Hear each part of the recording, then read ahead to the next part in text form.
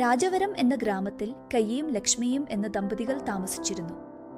അവർക്കു 2 മക്കളുണ്ടായിരുന്നു, മകൻ മനോജ്, മകൾ രേണുക. എന്നാൽ രേണുക കൂടുതൽ സമയം തന്റെ മാമനായ മഹേന്ദ്രനോടും മാമിയമ്മയായ ജ്യോതിയോടും കൂടെ ചെലവഴിക്കുമായിരുന്നു. അവൾ വേനൽക്കാല അവധികൾ അവിടെ തന്നെയായിരിക്കും ചെലവഴിക്കുക. കനകയ്യ ഒരു വാഴപ്പഴ വ്യാപാരിയായിരുന്നു. ആ വ്യാപാരം നല്ല ലാഭം കൊണ്ടുവരികയായിരുന്നു. പക്ഷേ കനകയ്യ അതിൽ കൂടുതലും കുടിച്ച് കുറച്ചു പണം തന്റെ മക്കൾക്ക് കൊടുക്കുമായിരുന്നു. കനകയ്യയുടെ ഭാര്യ ലക്ഷ്മി വളരെ നിരപരാധിയും മന്ദബുദ്ധിയുമുള്ളവളായിരുന്നു. പുറത്തു എവിടെയും ജോലി ചെയ്തിരുന്നില്ല. വീട്ടിൽ ലക്ഷ്മിയുടെ അമ്മ കുട്ടികളെ നോക്കിക്കൊണ്ടിരിക്കും. അവൾ ഒരു വയോധികയായിരുന്നു. ഇനി മനോജിന്റെ കാര്യത്തിൽ വരുമ്പോൾ മനോജിന് തന്റെ സഹോദരിയോടുള്ള സ്നേഹം അത്രയേറെ ആയിരുന്നു. രേണുകയെ വിട്ട് ഒരിക്കലും ഇരിക്കില്ല. ഇങ്ങനെ ഇരിക്കുമ്പോൾ ഒരു ദിവസം രാഖി പർവം വരുന്നു. ഏയ് അണ്ണ, വേഗം പോയി കുളിച്ചോണം. ഇന്ന് രാഖി പർവം, ഞാൻ നിനക്ക് രാഖി കെട്ടണം. അതുപോലെ ചേച്ചി, ഞാൻ ഇങ്ങനെ പോയി അങ്ങനെ വരാം. മനോജ് കുളിക്കാനായി പോകുന്നു. രേണുക അവരുടെ അമ്മ ലക്ഷ്മിക്ക് പർവ്വദിനം ആണെന്നു പറഞ്ഞ് സാരി ധരിപ്പിക്കുന്നു. രേണുക ആരെയും ലക്ഷ്മിയേക്കാൾ കുറവായി കാണുന്നില്ല. അവർക്കുള്ളതിൽ തന്നെ സന്തോഷിക്കുന്നു.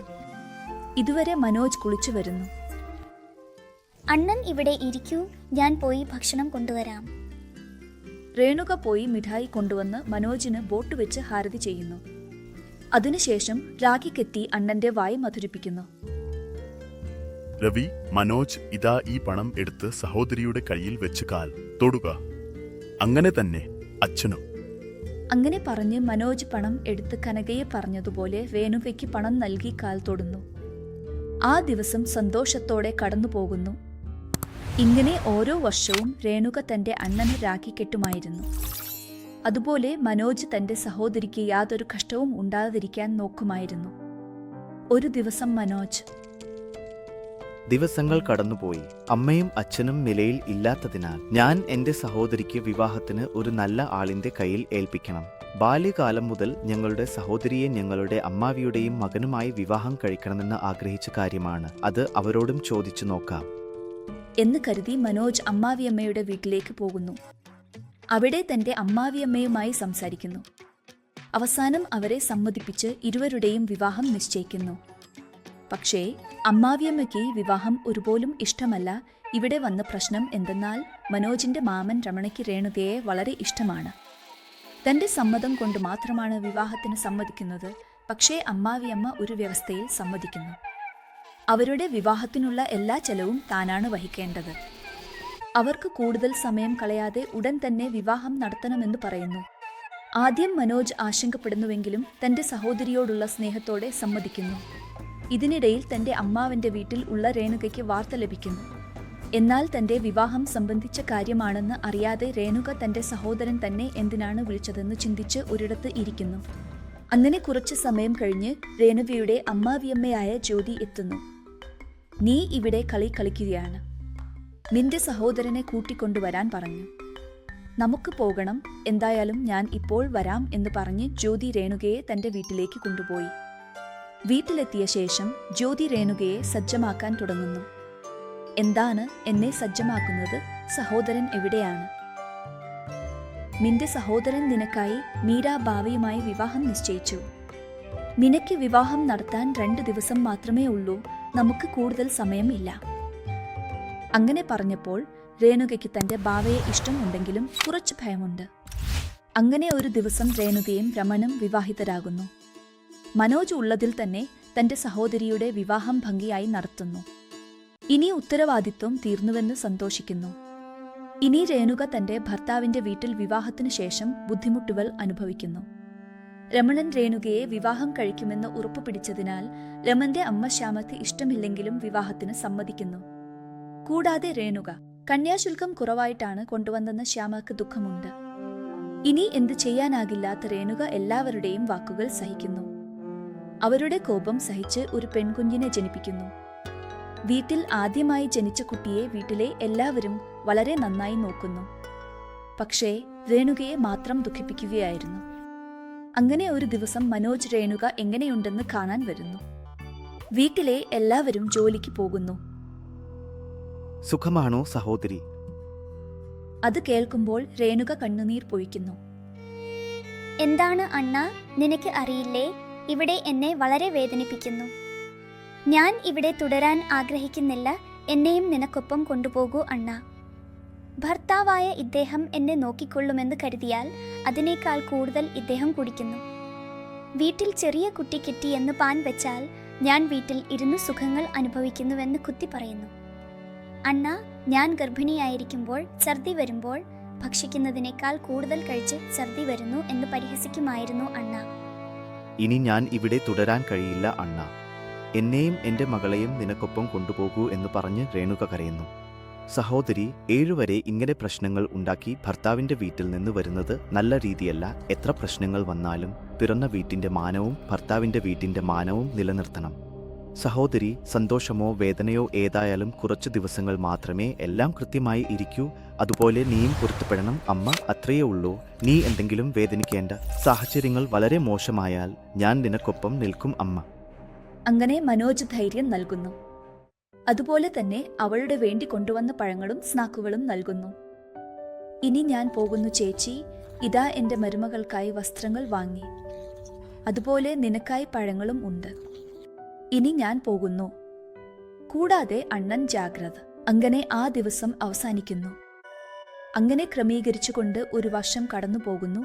രേണുക മറ്റൊരു പെൺകുഞ്ഞിന് ജന്മം നൽകുന്നു. രണ്ടാമതും പെൺകുഞ്ഞ് പിറന്നതോടെ രേണുകയെ അവരുടെ അമ്മായിയമ്മ ഇങ്ങനെ: എന്തോ നഷ്ടപ്പെടും, നമ്മുടെ വീട്ടിൽ ഒരു വാരസൻ ഉണ്ടാകുമെന്ന് കരുതിയപ്പോൾ ഇങ്ങനെ പെൺകുട്ടികൾക്ക് ശേഷം പെൺകുട്ടികളെ കണ്ടു 4-ൽ ഉള്ളവയെ.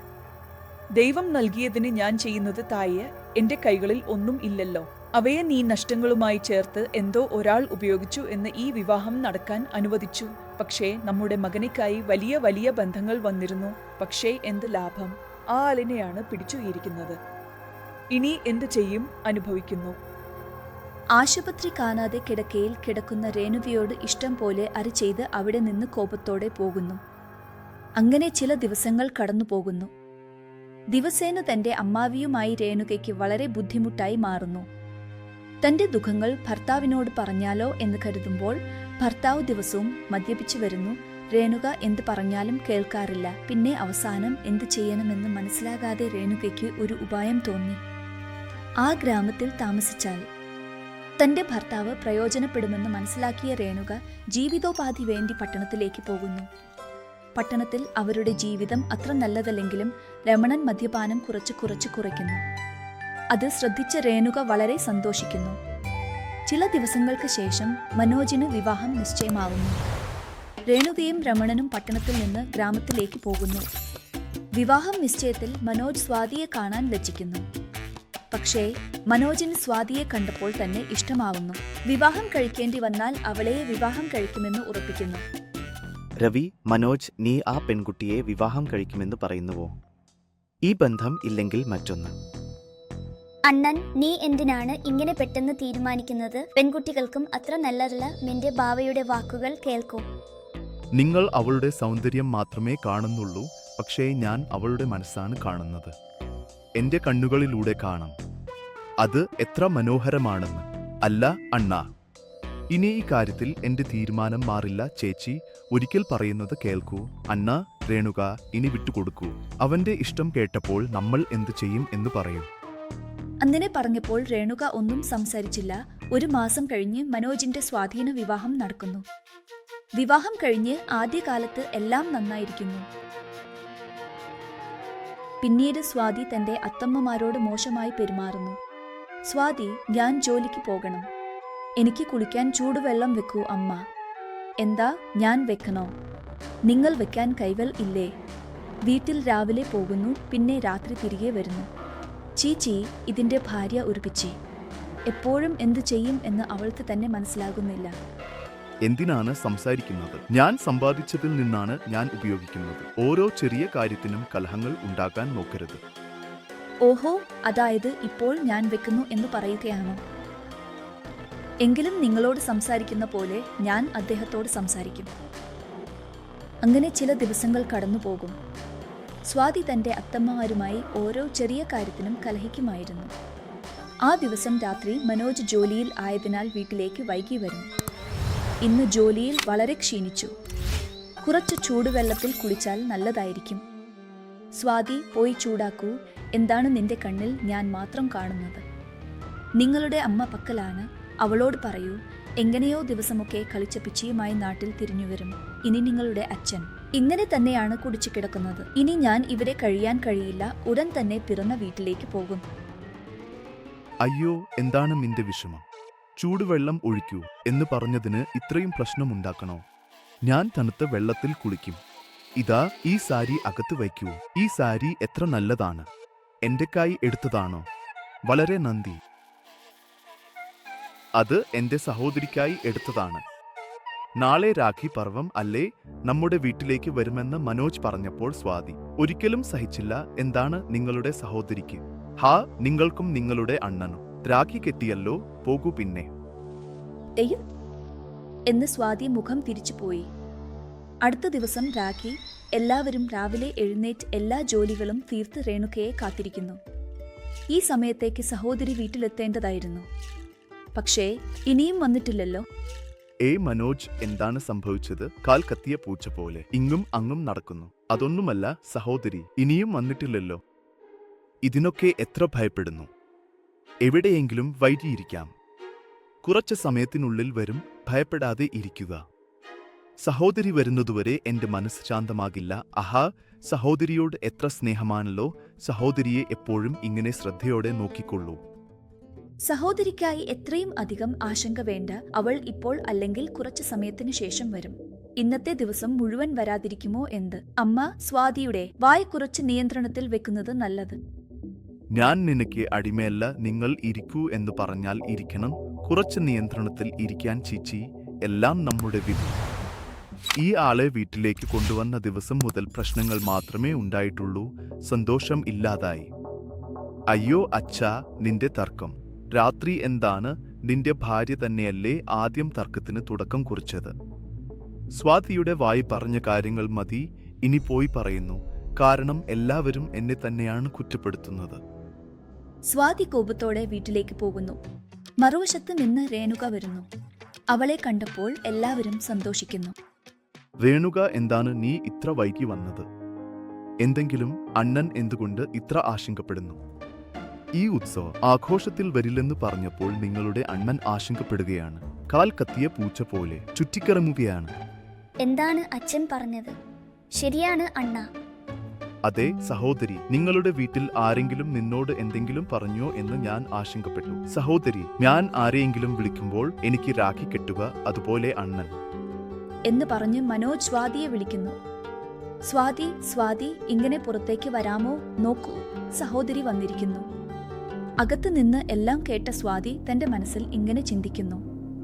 ഇവൾ ഇത്രയും വേഗം വന്നോ? ഇനി വരില്ലെന്ന് കരുതിയിരുന്നു. ഇന്ന് എങ്കിലും ഒരു വലിയ പ്രശ്നം ഉണ്ടാക്കി എല്ലാവരെയും വിഷമിപ്പിക്കണം എന്ന് സ്വാതി ചിന്തിച്ച് ഒരു കുതന്ത്രം ആസൂത്രണം ചെയ്യുന്നു. ആ ദിവസം സ്വാതി എന്താണ് ചെയ്തതെന്ന് അറിയാൻ അടുത്ത ഭാഗത്തിനായി കാത്തിരിക്കുക.